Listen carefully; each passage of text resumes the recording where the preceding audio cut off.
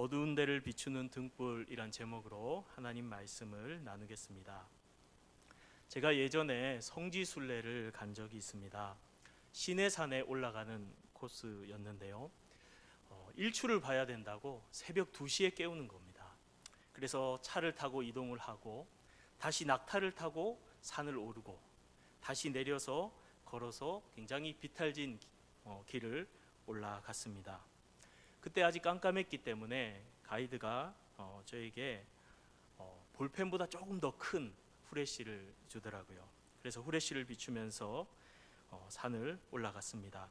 어느 정도 올라가다 보니까는 굉장히 비탈진 아찔한 그런 절벽들도 나오기 시작했고 사람들이 점점 왕래가 드물어지는 구간에 이르렀을 때 후레쉬를 다 꺼봤습니다. 후레쉬를 끄니까 그 새벽 시간에 그 시내산 위에 하늘 빼고는 전부가 새까만 거예요. 칠흑 같은 어둠, 완전 검은색인 겁니다.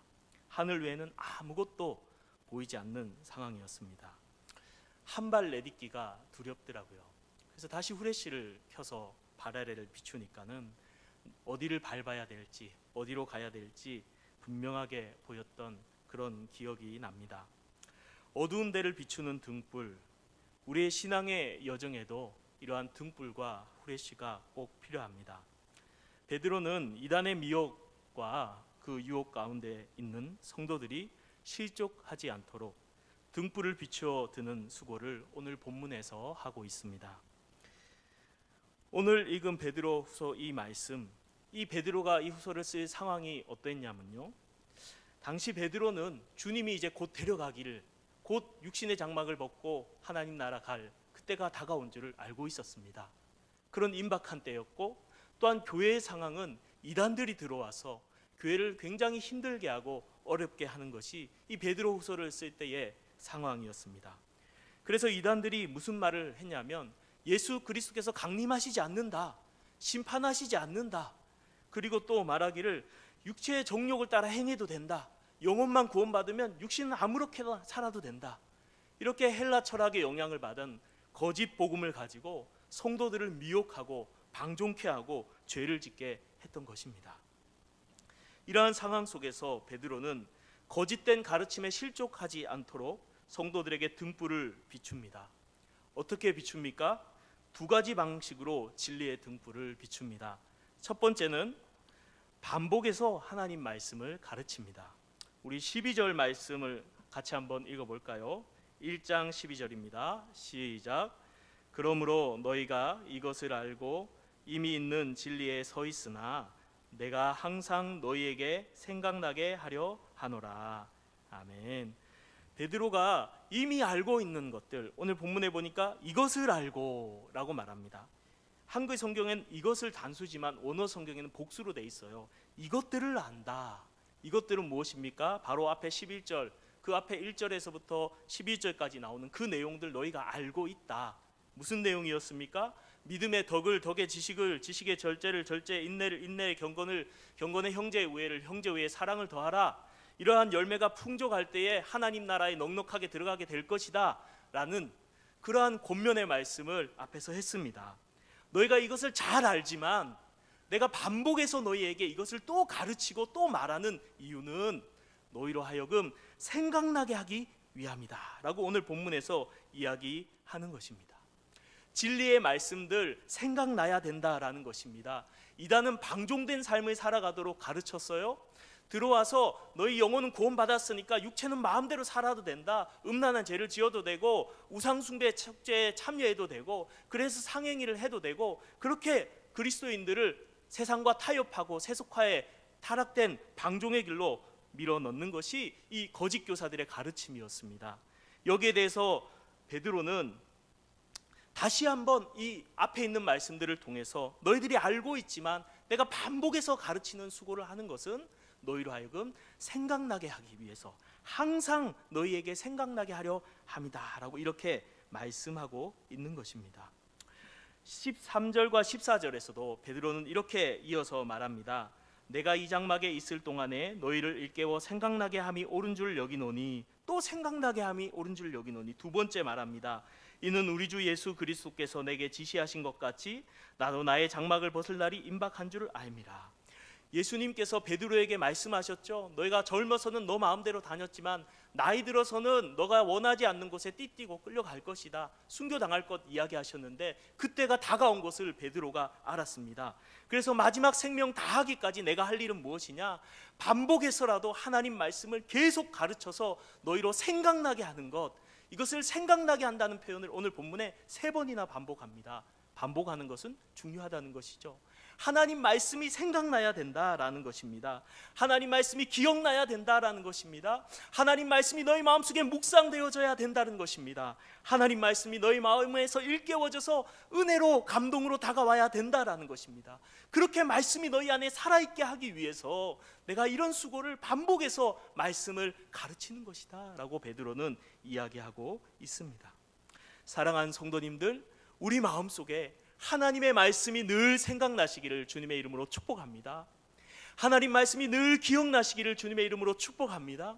단지 생각나고 기억날 뿐 아니라 이 말씀이 내 마음속에 늘 묵상이 되어지고 메마른 지식이 아니라 살아있는 하나님의 말씀으로 뜨거운 감동과 은혜로 그 말씀이 내 안에서 역동하는 역사가 있기를 바랍니다.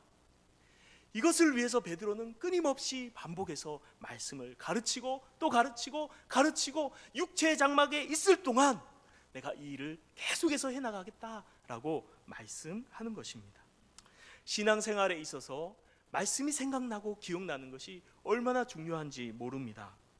이단의 그 유혹 속에서, 세상의 죄의 그런 수많은 유혹들 속에서, 또 시험 들고 두려운 모든 상황 속에서 하나님의 말씀이 기억나고 하나님의 말씀이 생각나고 하나님의 말씀이 믿음으로 붙들어지고 하나님 말씀이 살아서 내 안에 역사할 때에 우리는 이 모든 시험을 능히 이기게 될 줄로 믿습니다. 그래서 성경은요, 기억하라, 생각하라 라는 이런 표현을 반복해서 구약부터 신약에 이르기까지 하고 있습니다. 신명기 7장 19절에 보면 이런 말씀이 있습니다. 내 하나님 여호와께서 너를 인도하여 내실 때에 내가 본 큰 시험과 이적과 기사와 강한 손과 편파를 기억하라. 내 하나님 여호와께서 내가 두려워하는 모든 민족에게 그와 같이 행하실 것이요. 무슨 말입니까? 출애굽한 백성들, 약속의 땅 가나안으로 들어갈 그 백성들에게 말하는 겁니다. 하나님께서 너희를 어떻게 애굽으로부터 구원하여 내고 광야에서 지키시고, 또한 너희 대적 바사낙 옥과 이 악한 대적들을, 아모리를 어떻게 무찔렀는지 너희가 기억하라 라고 말하는 것입니다. 이것을 너희가 기억하게 될 때에 가나안 땅에 들어가서 가나안 족속들과 싸울 때에도 담대한 마음으로 싸우고 이기게 될 것이다 라는 것입니다. 사랑하는 성도님들, 우리가 하나님의 말씀을 기억해야 될 줄 믿습니다. 과거에 매여있는 말씀, 옛날 이야기가 아니라 오늘 살아서 내 안에 역사하시는 말씀으로 생각나고 기억나고 믿어지는 역사가 있기를 바랍니다. 그러할 때 우리 가운데 있는 모든 두려운 상황 속에서도 성경의 과거에 이스라엘을 구원하셨던 하나님, 다윗을 도우셨던 하나님, 바울과 함께 하셨던 하나님이 나와 함께 하심으로 능히 이기게 하실 것이다, 그것이 생각나고 묵상되고 믿어지는 그러한 은혜가 있기를 주님의 이름으로 축복합니다. 또한 성경 신약에서도 이 생각남에 대해서 이야기하고 있습니다. 누가복음 22장 61절과 62절에 보면 이런 말씀이 있습니다. 주께서 돌이켜 베드로를 보시니 베드로가 주의 말씀 곧 오늘 닭 울기 전에 내가 3번 나를 부인하리라 하심이 생각나서 밖에 나가서 심히 통곡하니라. 베드로가 예수님을 3번 부인했습니다. 닭이 울었어요. 그리고 고개를 돌리는 순간 주님과 눈이 딱 마주친 거예요. 그때 베드로의 머릿속에 딱 드는 게 뭡니까? 주님이 하신 말씀이 생각이 났어요. 너가 3번 오늘 나를 부인하리라. 그 말씀 때문에 그가 밖으로 뛰어나가 통곡하고 울고 결국 회개의 자리로 나오고 돌아오는 것을 보게 됩니다. 여러분, 우리가 때로 넘어지고 죄를 짓고 시험에 빠질지라도 하나님 말씀이 생각나면 다시 회개하고 회복되는 은혜가 우리가 주어질 줄로 믿습니다. 여러분, 탕자 기억나시죠? 아버지 유산을 받아가지고 그것을 다 창기들과 함께 팔아먹고 다 소진해버렸던 그 탕자, 가뭄이 와서 먹을 것이 없어서 쥐염열매라도 먹으려 하지만 그것을 줄 자가 없어서 비참한 처지에 떨어진 그 탕자, 그가 아버지 집이 생각이 날 때에 다시 아버지 집으로 돌아간 줄로 믿습니다. 이처럼 우리가 생각날 때에, 주님 말씀이 생각날 때에, 하나님의 은혜가 생각날 때에 우리가 그 말씀을 붙들고 다시 일어나고 우리 두렵게 하는 모든 것을 이겨내는, 모든 이단과 모든 죄의 세력을 이겨내는 믿음의 삶을 살아가게 될 줄로 믿습니다. 예수님께서도 기억해야 될 것을 제자들에게 분부하셨습니다. 무엇입니까? 성찬, 유월절 만찬을 행하면서 이 성찬식을 너희가 기념해서 행하라 라고 주님 말씀하셨습니다. 이 성찬은 보이는 하나님의 말씀이었습니다. 그 성찬 예식을 통해서 예수께서 우리를 위해서 자신의 살을 주시고 자신의 피를 주시고 자신의 생명을 주시고 십자가의 죽으심으로 말미암아 우리를 구원하신 것을 기억하고 기념하고 묵상할 때에 성령을 통해서 그리스도께서 우리 가운데 참된 양식이 되어서 우리 심령의 은혜로 임하게 되는 줄 믿습니다.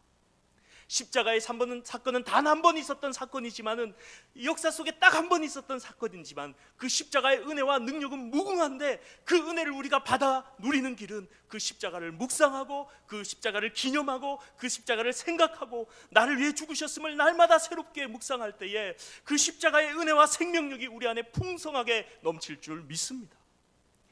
그래서 주님은 기념하라, 기억하라 라고 말씀하신 것입니다. 사랑하는 성도님들, 하나님의 말씀을 기억하시길 바랍니다. 십자가를 기억하시길 바랍니다. 하나님의 약속의 말씀들을 붙드시기를 바랍니다. 그렇게 말씀이 우리 안에 살아 기억하기 위해서는 우리는 반복해서 하나님 말씀을 배우고 읽고 묵상하고 들어야 될 줄로 믿습니다. C.S. 루이스라는 기독교 작가가 있죠. 그분이 변증가뿐 아니라 또 소설가예요. 판타지 소설을 하나 썼는데 나니아 연대기 총 7권을 썼습니다. 그 중에서 6번째 권 책의 이름이 은의자라는 책입니다. 여기서는 주인공 여자 이름이 펄인데 이 여자아이가 일진들한테 쫓겨서 자기 친구 유스티스와 함께 일진들에게 쫓겨서 학교 뒷문을 열고 딱 들어가는 순간 나니아의 세계로 들어가 버립니다. 그리고 높은 산에서 사자 아슬란, 예수님으로 묘사되는 존재죠. 그 아슬란에 의해서 사명을 받습니다. 나니아 왕국의 왕자가 실종되었는데 가서 찾아와라. 그러면서 4가지 기억해야 될 말씀을 줍니다.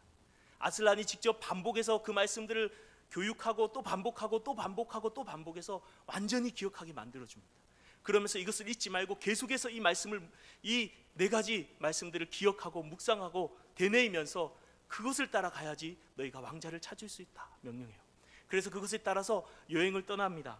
여행을 떠나는 중에 계속해서 반복하고 그 4가지 말씀을 잊지 않으려고 기억합니다. 그러다 겨울이 찾아오고 거인이 사는 무너진 옛 거인의 성읍에 도착합니다. 그 옛 거인의 성읍의 날씨가 얼마나 추고 바람이 드센지 빨리 거기를 벗어나고 싶은 마음밖에 들지 않아서 말씀도 생각이 나지 않아서 말씀을 기억하지 않고 되뇌이지 않고 여행을 하다가 결국 말씀을 잊어버리고 안전하다고 생각했던 거인의 성에 들어갔는데 거인이 그들을 속여서 인간 스튜를 만들려고 요리를 하려고 준비하는 위기 상황에 빠집니다. 그때 꿈에 아슬란이 나타나서 다시 말씀을 되뇌어 줍니다.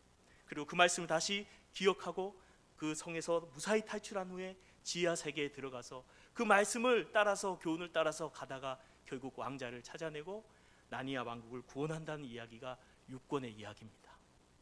아직 영화로 안 나왔는데 다 보셨죠? 여기서 중요한 교훈이 있어요. 무엇입니까? 기억하라는 것입니다. 이 아슬란이 말한 말, 이 예수님으로 비유되고 있죠. 예수님의 말씀을 믿음의 여정을 나아가는 데 있어서 하나님이 우리에게 맡기신 사명을 감당함에 있어서 하나님 말씀을 우리가 기억해야 된다라고 교훈하고 있는 것입니다. 사랑하는 성도님들, 하나님의 말씀이 생각나시기를 주님의 이름으로 축복합니다. 하나님 말씀이 기억나시기를 주님의 이름으로 축복합니다. 그러기 위해서는 우리가 어떻게 해야 될까요? 하나님 말씀을 반복해서 배워야 되는 거예요. 오늘 본문 15절에 그래서 베드로는 이렇게 말씀합니다. 내가 힘써 너희로 하여금 내가 떠난 후에라도 어느 때나 이런 것을 생각나게 하려 하노라. 베드로는 힘써서 그가 살아있는 동안에 그의 육신의 장막에 남아있는 동안에 반복해서 온 힘을 다해서 하나님의 말씀을 하나님의 백성들에게 교회에게 가르쳤어요. 그 이유가 무엇입니까? 어느 때나 생각나게 하려 함이라. 여러분, 하나님의 말씀이 어느 때나 우리 삶의 어느 자리에든지 생각나고 기억나고 묵상되고 믿음으로 붙들어지고 은혜되어지는 역사가 있기를 주님의 이름으로 축복합니다. 그러기 위해서 베드로는 열심히 반복해서 말씀을 가르친 거예요. 그렇다면 우리가 해야 될 것은 무엇입니까? 우리 목숨 다하는 날까지 반복해서 하나님의 말씀을 배우고 읽고 듣고 공부하고 묵상해야 될 줄로 믿습니다. 목사님, 저 교리 공부 다 했어요. 목사님, 저 성장반 과정 다 했어요. 목사님, 제자반 다 했어요. 더 이상 저는 공부할 것이 없어요. 그런 성도들이 있을까요? 아닙니다, 여러분. 하나님의 말씀은 하나님 나라 가기까지 반복해서 계속 읽고 계속 듣고 계속 배워야 될 줄 믿습니다. 여러분, 말씀을 마스터한 사람 이 땅에 없어요. 물론 지식적으로 개념적으로 정리할 수는 있겠습니다만은 그 말씀 한 단어 한다, 은혜, 사랑, 긍휼, 이런 단어 하나만 해도 하나님의 깊고 헤아릴 수 없는 사랑이 담겨있고 긍휼이 담겨있고 은혜가 담겨있는 줄 믿습니다. 그것을 우리가 반복해서 배우고 읽고 묵상함을 통해서 그 안에 담겨진 하나님 우리에게 주시고자 하는 풍성한 영적인 은혜를 날마다 그 말씀의 샘에서 길어내어 마시는 영적인 목마름이 없는 하나님의 백성들이 되시기를 주님의 이름으로 축복합니다. 두 번째, 어둠 가운데 실족할 수 있는 이 거짓 교사들과 죄의 유혹이 있는 이 상황 속에서 베드로가 비춘 진리의 등불, 어떻게 비추었습니까? 두 번째 방법은 바르게 배워라라는 것입니다. 바르게 가르쳤다라는 것입니다. 거짓 교사들은 앞에서 방종하는 삶을 짓도록, 죄를 짓도록 만들었지만 베드로는 앞에서 내가 이런 것들을 다시 말아서 생각나게 한다 하면서 방종하는 삶에 대해서 잘못된 것을 이야기했습니다. 두 번째 거짓 교사들의 문제는 무엇이었습니까? 예수님이 강림하지 않는다, 재림하지 않는다, 심판이 없다. 이게 거짓 교사들의 가르침이었습니다. 그러한 잘못된 가르침을 비판하기 위해서 베드로는 오늘 본문에서 이렇게 말합니다. 우리 16절 말씀부터 18절까지 말씀 읽어드리겠습니다. 우리 주 예수 그리스도의 능력과 강림하심을 너희에게 알게 한 것이 교묘히 만든 이야기를 따른 것이 아니요 우리는 그의 크신 위엄을 친히 본 자라. 지극히 큰 영광 중에서 이러한 소리가 그에게 나기를 이는 내 사랑하는 아들이요 내 기뻐하는 자라 하실 때에 그가 하나님 아버지께 존귀와 영광을 받으셨느니라. 이 소리는 우리가 그와 함께 거룩한 산에 있을 때에 하늘로부터 난 것을 들은 것이라. 무슨 말씀입니까? 예수님의 강림하시는 사건은 교묘히 만든 이야기가 아니다. 그리스 로마 신화는 교묘하게 인간이 만들어낸 이야기입니다. 거짓입니다. 하지만은 예수님의 강림 사건은 교묘하게 우리가 지어낸 얘기가 아니라 내가 봤다, 내가 들었다. 어디서요? 변화산에서 내가 그 현장에 있었다. 예수님께서 미리 말씀하셨다. 여기 서 있는 사람 중에 죽기 전에 왕권을 가지고 내가 오는 것을 볼 자가 있다. 예수님 그렇게 말씀하시고 얼마 뒤에 베드로, 요한, 야고보를 데리고 변화산에 올라갔는데 거기서 무슨 일이 벌어졌습니까? 예수님의 옷이 빨래가 한 자가 비교할 수 없을 정도로 희게 바뀌면서 광채가 나기 시작했고 영광스러운 그 장면들이 펼쳐지기 시작했던 겁니다. 그때 베드로가 봤다. 근데 베드로 혼자 보면 안 되잖아요. 그래서 오늘 본문에 뭐라고 말합니까?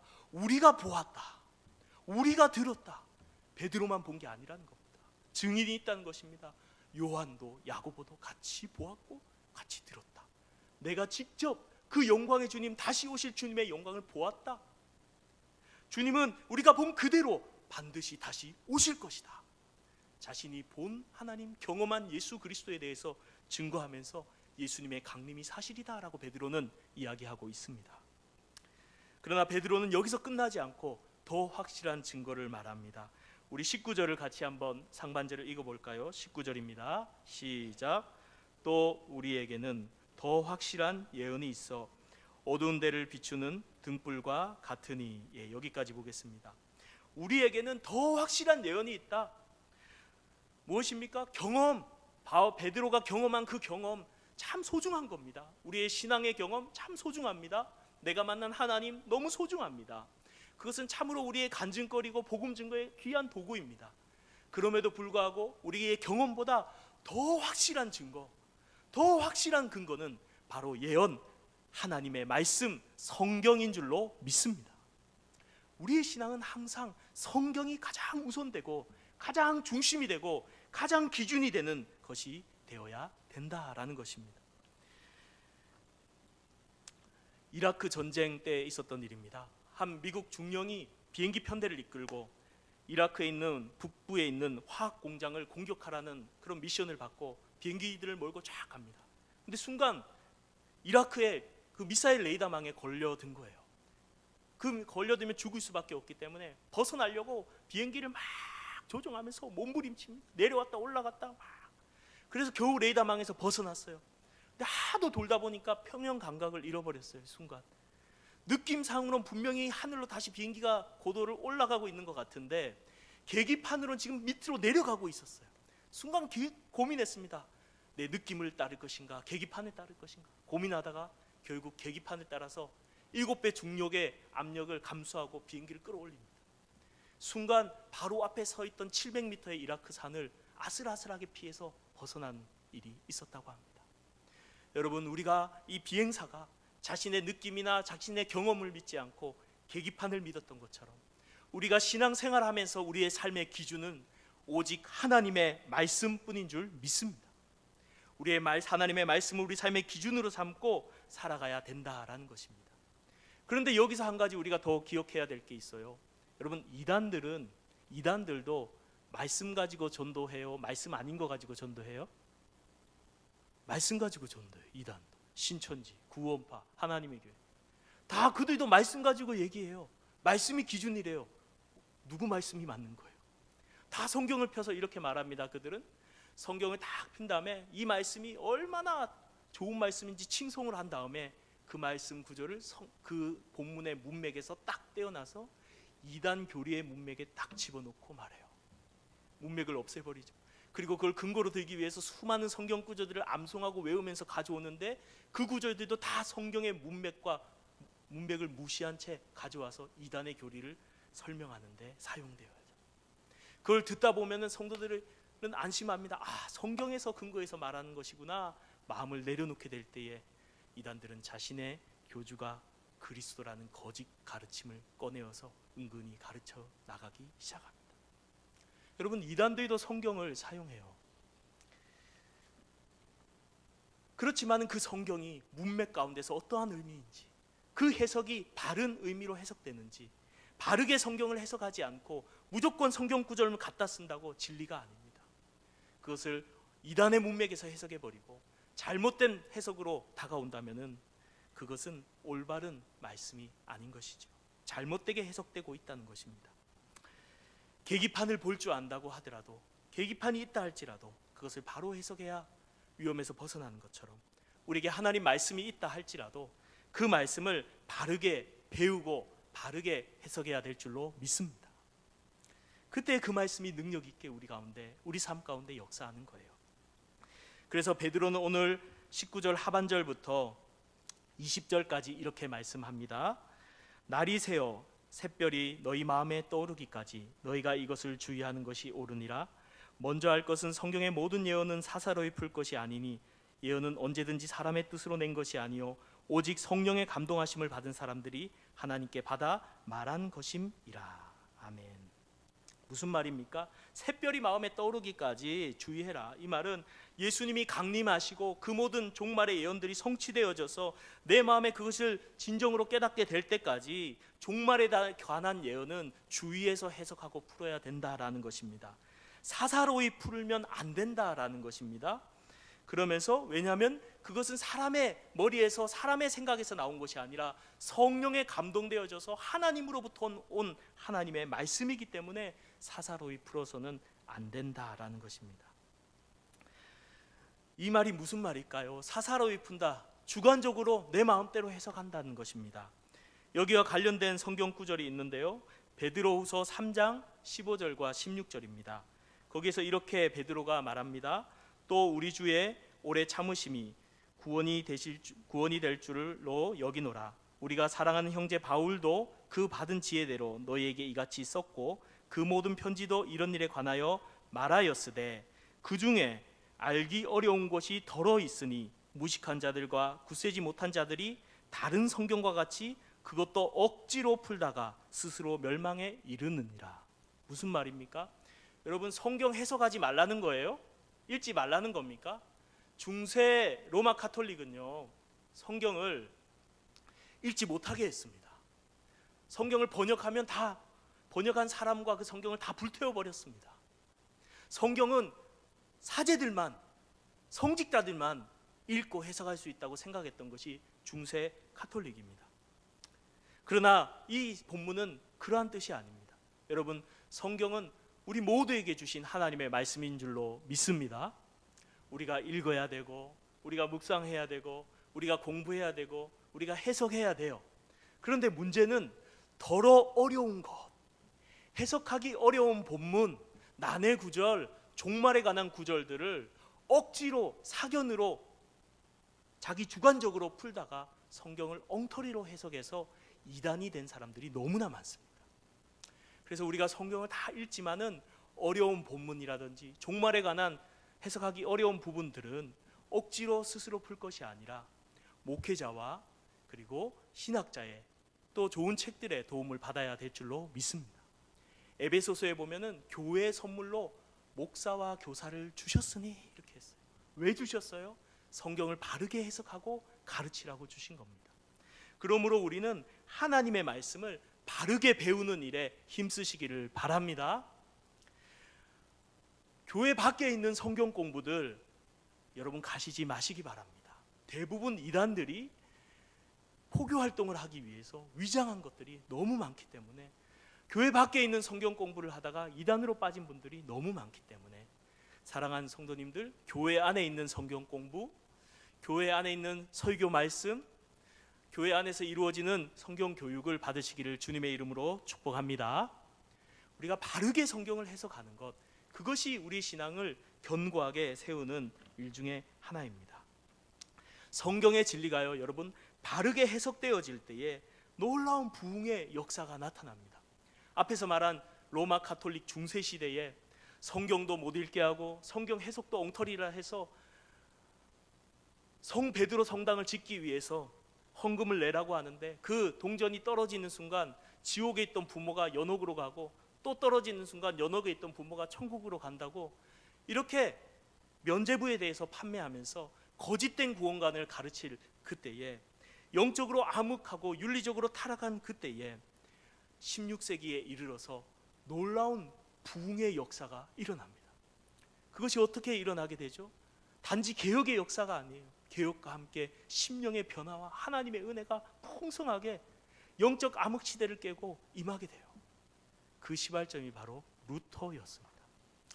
이 루터는 종교개혁자였죠. 그가 사랑하는 자기 친구와 함께 비 오는 날 거리를 걷다가 친구가 번개에 맞아 죽어요.